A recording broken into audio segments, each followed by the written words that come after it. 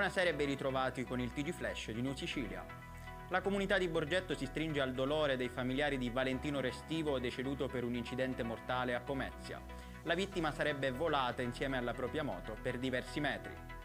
La CIA Sicilia Orientale, a seguito del caldo torrido e gli incendi che si sono manifestati sul suolo siciliano, chiedono lo stato di calamità con intervento dell'assessorato regionale. Eseguita con successo per la prima volta nel Sud Italia una procedura endoscopica di rilievo nell'unità operativa di gastroenterologia diretta da Antonio Magnano. La complessa procedura è stata divisa in 5 sedute. Annullati il doppio concerto di salme in Sicilia per un incidente di percorso dopo essersi fatto male al braccio. Il rapper attraverso i social ha chiesto scusa per la sua assenza. Temperature in discesa dopo settimane infernali sull'isola siciliana. Le province siciliane più calde risultano essere, secondo le previsioni meteo, Catania e Siracusa con massime di 35 e 36 gradi. Ed è tutto per questa edizione, il prossimo appuntamento sarà domani alle 13:30.